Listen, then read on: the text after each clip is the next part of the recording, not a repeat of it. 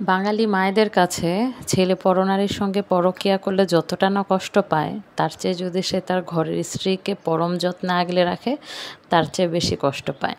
আমি খুবই দুঃখিত, এটা আমি কাউকেই মেনশন করে বলিনি। যারা আমার এই পেজে কিংবা চ্যানেলে শাশুড়ি আছেন, তারা কিছু মনে করবেন না। সবার জন্য এক কথা প্রযোজ্য নয়।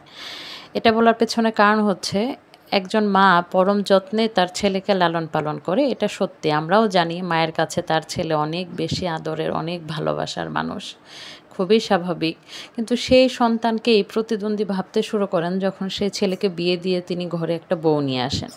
কিন্তু মেয়ের ক্ষেত্রে দেখা যায়, মেয়ের হাজব্যান্ড তার মেয়েকে অনেক ভালোবাসে, পরম যত্নে আগলে রাখে, এটা মায়ের কাছে ভীষণ ভালো লাগে। শুধুমাত্র ছেলেটা তার বউকে ভালোবাসলেই দোষ। এটা যে শুধু আমার ক্ষেত্রে, বিষয়টা এমন নয়। আমার দাদি, নানি, আমার মা, খালা, আমি সবাই আমরা একই অবস্থানেই আছি। এখন কথা হচ্ছে, পলাশ সাহার মতন একজন কর্মকর্তা, আমি এটাই বলবো, কারণ তিনি তো হাই কোয়ালিফাইড মানুষ, তার যোগ্যতা নিয়ে আমি এখানে কথা বলছি না। কিন্তু যেটা নিয়ে আমি কথা বলছি, তিনি কতটা দুর্বল চিত্তের ছিলেন সেটা একটু ভাবেন তো। কেন তিনি পারলেন না সামাল দিতে? কারণ তার দাদা, তার বাবা, তিনি সবাই তো একই পরিস্থিতিতে। এটা ভাবার কোনো কারণ নাই যে আমাকে আমার বর অনেক ভালোবাসে দেখে আমার শাশুড়ির শুধু কষ্ট হয়। আমার বাবাও আমার মাকে ভালোবাসলে আমার দাদির কষ্ট হতো। আমার দাদিকেও যদি আমার দাদা ভালোবাসতেন, তাহলে আমার বাবার দাদির কষ্ট হতো। এইটাই বাস্তবতা। এখন আমার ছেলেটা ছোট, হয়তো ছেলেকে যখন আমি আজ থেকে 15 থেকে 16 বছর পর বিয়ে দিব, তখন ছেলের বউকে আমার ছেলে ভালোবাসলেও হয়তো আমার কষ্ট হবে। কিন্তু এই মানসিকতা থেকে বের হয়ে আসতে হবে, এই মানসিকতাটা পরিবর্তন করতে হবে।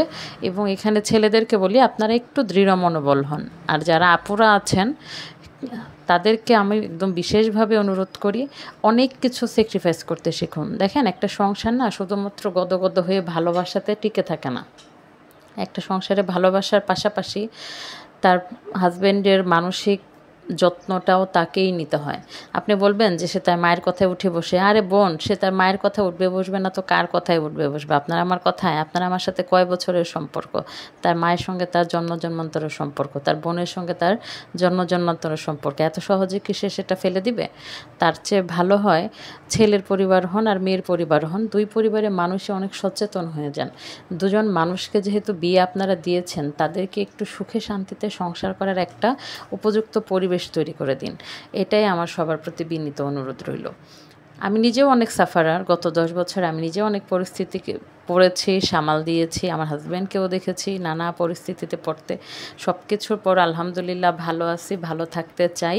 যেহেতু সুখে তার সঙ্গেই ঘর করতে চাই, সুতরাং সবার কথা সব কিছু অনেক কম ধরবো।